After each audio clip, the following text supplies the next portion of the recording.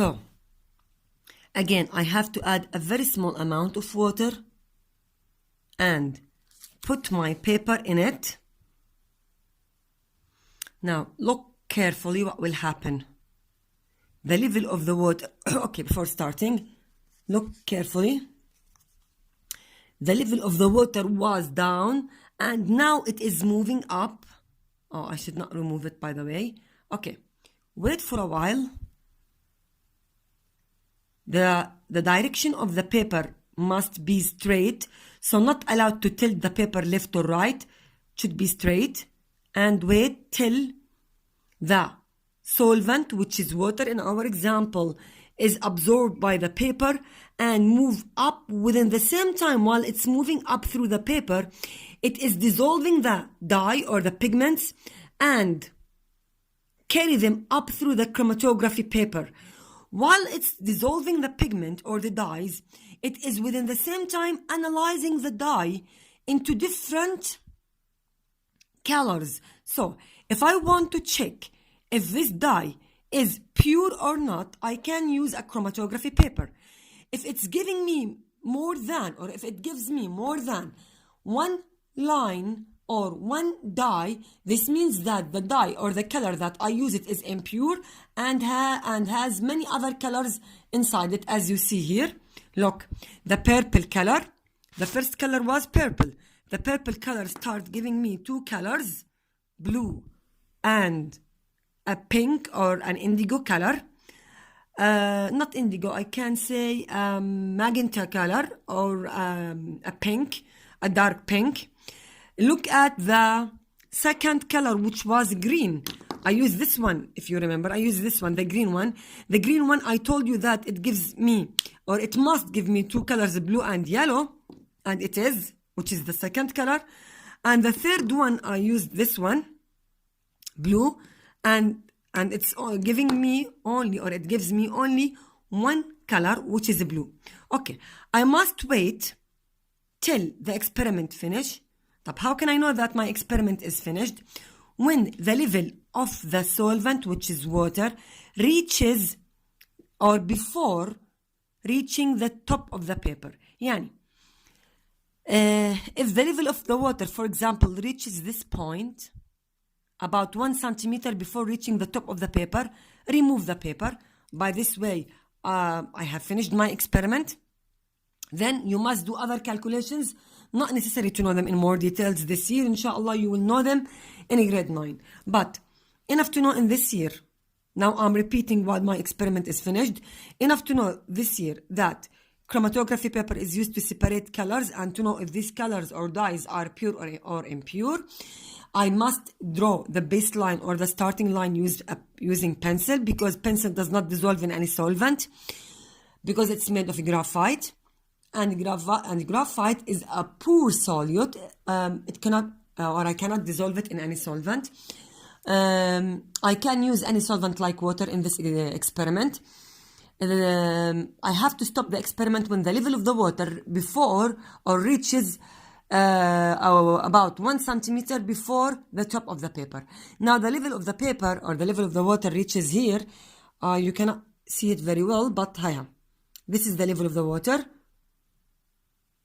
Okay, so I will continue my experiment till the level of the water reaches here. Okay, during this time,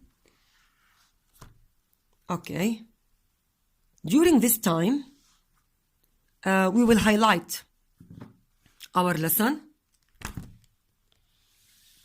because we need about 2 to 3 minutes to finish my experiments. So we will highlight everything. Page 59, enough to highlight what is a mixture. A pure substance is one in which particles are the same till compound. About the blue dots here and there, enough to read them. So right, just read and understand. Then decanting, he's define sorry. Okay, he's defining the meaning of decanting, or why do we use decanting? To separate insoluble solid from a liquid. So highlight it. Highlight the title. And here write just read. Go to the second page, highlight this with the parts as we drew it in our copy box, and highlight the meaning of filtration. Here in decantation, this is called decanting, but it is difficult to separate. You have to know that. Okay. It is difficult to separate the liquid and the solid completely. Filtration, right, separating insoluble solid from a liquid. The rest of it, read and understand. Read and understand. Don't memorize it. Go to evaporation. Okay. Evaporation, highlight. It is used to separate soluble solid from a liquid or from a solution. And here, just read and understand. Don't memorize it. Memorize the notes in your copybook that we wrote it last time, the difference between evaporation and boiling, the difference between boiling and crystallization. So the notes that we wrote them last time are very important. Go to crystallization, also the same. Highlight separating a soluble solid from a solution. The rest, read and understand. Also, read and understand.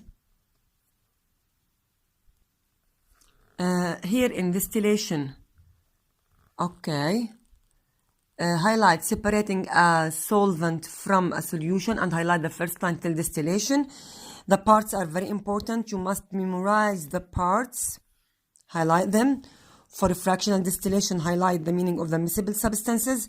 The rest of the paragraphs, just understand them.